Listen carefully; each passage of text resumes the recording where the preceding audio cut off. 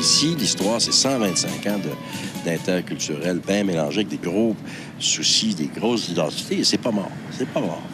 Les Premières Nations, ici, ils se débrouillent bien, là. En levant le poing et en disant, regarde, je suis là.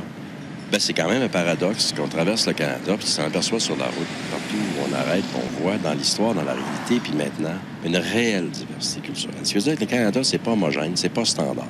Il n'y a pas juste des Français puis des Anglais, puis les Québécois sont pas tous pareils, puis les Canadiens anglais sont pas tous pareils. Moi, de mon point de vue, c'est bien sûr, c'est facile de penser qu'à l'ouest d'Ottawa, c'est un paquet, puis surtout rendu à Calgary, là, c'est la définition d'un redneck, là, c'est assez standard. Sauf que c'est trop simple comme explication, ça marche pas comme ça.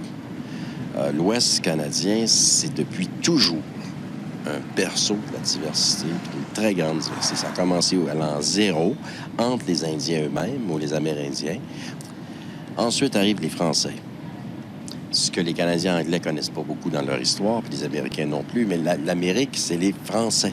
Toute cette partie de l'Amérique, c'est les Français de Québec et de Montréal qui vont la parcourir. Et eux, ils vont se métisser. Alors, ça nous amène les Métis. Arrivent les Métis du Nord. C'est les Anglo-Métis, les Écossais. Les Écossais Métis de la Compagnie de la baie du Hudson se rajoutent. Arrivent les Anglais, les loyalistes, les immigrants, les Ukrainiens, les Allemands, les Finlandais, les Italiens. Il y avait les Chinois pour le chemin de fer. En fait, toute l'Europe. Et le grand paradoxe, c'est que c'était le rêve de Louis Riel. La République des hommes libres, multiculturels, avec ouverture d'esprit sur les religions, puis le mélange des cultures et des races. Lui-même parlait plusieurs langues. C'était le fils d'une Indienne. Et puis, il avait une vision prophétique d'une humanité qui s'entendrait dans sa diversité. Mais il était pendu. Puis aujourd'hui, quand on passe à Regina, on l'a vu, tout le monde connaît Louis Riel. Tout le monde sait qu'il était pendu. Personne ne sait pourquoi. Pourquoi il était pendu, Louis Riel? Il proposait une société multiculturelle, mais profonde.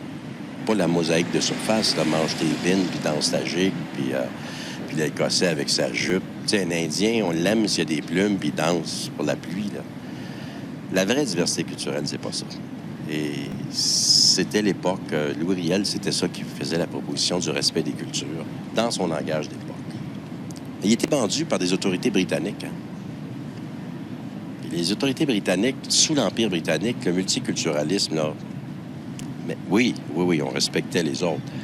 Mais le métissage, jamais. L'avenir du Canada passe par la reconnaissance de la diversité.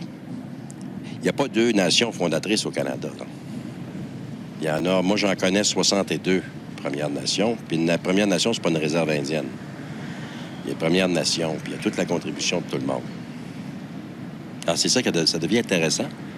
Et on établirait une fois pour toutes qu'on est bien plus beau dans notre diversité que dans notre monotonie. Moi, je suis fier de ça, les Indiens. Puis si j'étais un anglophone, je serais fier en maudit qu'il y a 7 millions, 8 millions de francophones. C'est une belle langue, la langue française. Maudite belle langue. On ne peut pas avoir honte. Puis la même chose pour tout le monde, là, tu sais, on s'entend bien. Là, tu vas créer des choses. C'est sûr qu'on a un rendez-vous avec la diversité. On a un rendez-vous avec la diversité, c'est fascinant parce que c'est le rendez-vous de l'humanité dans les 50 prochaines années.